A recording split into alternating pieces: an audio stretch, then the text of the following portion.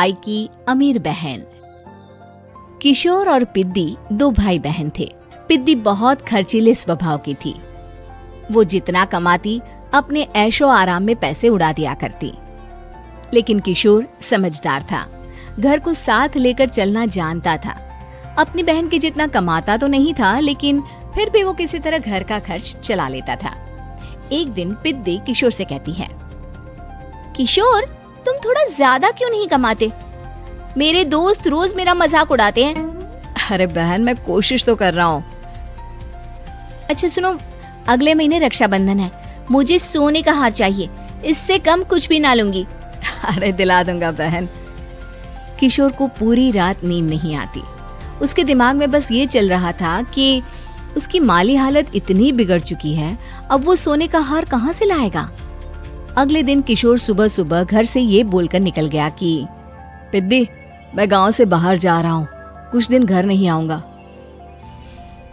किशोर ने अपने काम के साथ साथ फेरी में कपड़े बेचने भी शुरू कर दिए, जिससे वो ज्यादा से ज्यादा पैसे कमा सके। रात में वो एक बिल्डिंग की चौकीदारी भी करने लगा।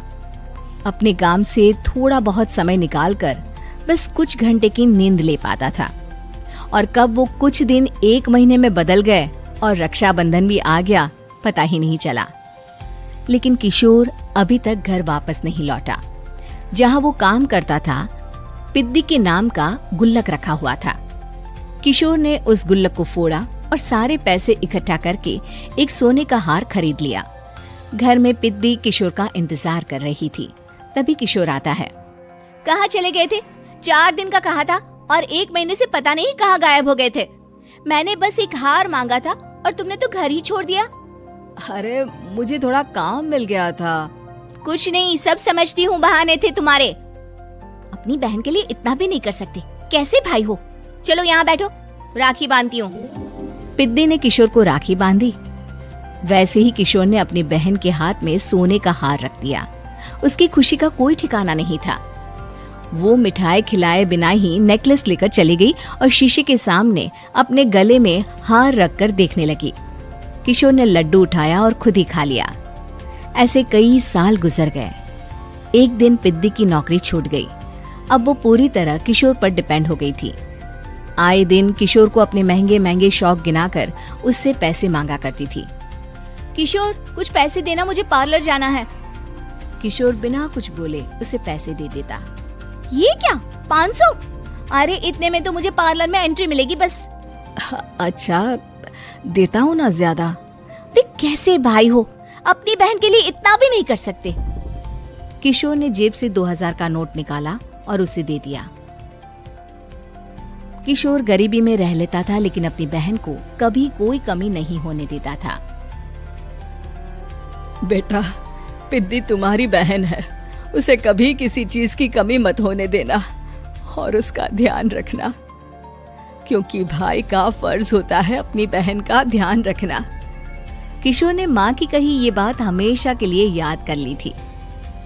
शायद माँ की इसी बात की वजह से किशोर पिद्दी की हर जिद पूरी करता चला आ रहा था।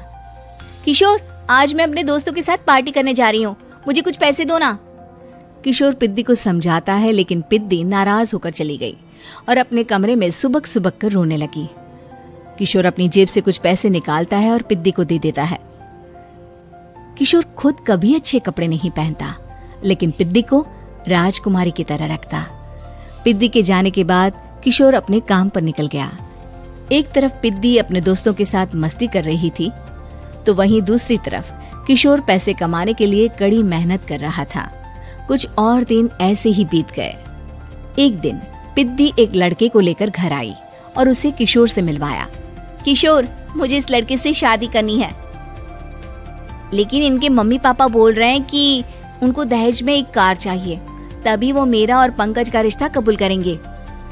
लेकिन बहन, कार खरीदना कोई सब्जी खरीदने के बराबर तो नहीं है। अरे कैसे भाई हो तुम, अपनी बहन के लिए इतना नहीं कर सकते? देखो, मैं ज्यादा इंतजार नहीं कर सकती, तुम्हें 1 साल में मेरे लिए कार खरीदनी ही होगी। अच्छा पंकज, एक काम करो, कल तुम अपने माता पिता को घर बुला लो, मैं उनसे तुम्हारे और पिद्दी के रिश्ते की बात कर लेता हूँ।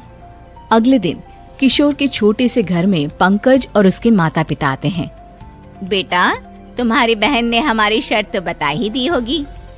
जी बेटा, तुम तो इतने छोटे घर में रहते हो, दहेज कहाँ से लाओगे? मैं अपनी बहन की खुशी के लिए सब कुछ कर सकता हूँ। पंकज और पिद्दी का रिश्ता तय हो जाता है। किशोर अब अपनी क्षमता से 4 गुना ज्यादा काम करने लगता है।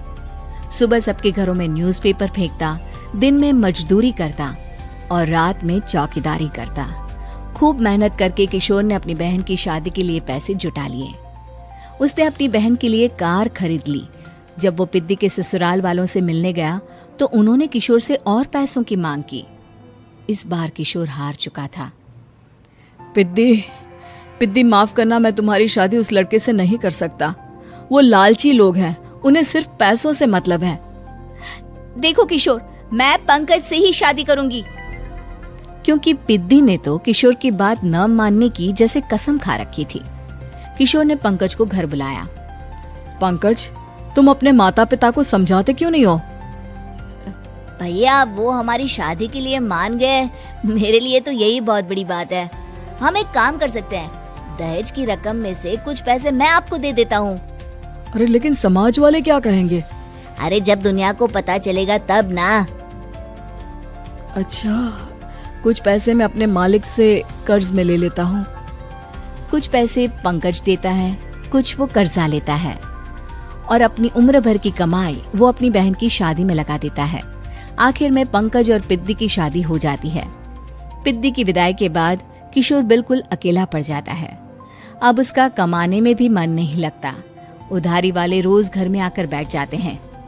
अरे किशोर, अब तो पिद्दी की शादी को 5 साल हो गए, अब तो हमारा पैसा लौटा दो।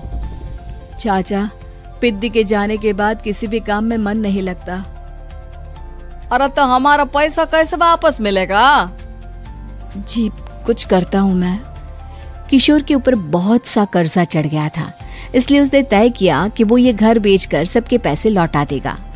अगली सुबह शहर के किसी साहूकार को उसने अपना घर बेच दिया और सबके पैसे लौटा के वो गांव छोड़कर चला गया। पिद्दी ने शादी के बाद कभी अपने भाई का हाल तक नहीं पूछा। किशोर को फर्क नहीं पड़ता था, बस ससुराल में उसकी बहन खुश है ये जानकर उसे खुद की खुशी मिलती थी और ये सोचकर कि उसने माँ से किया हुआ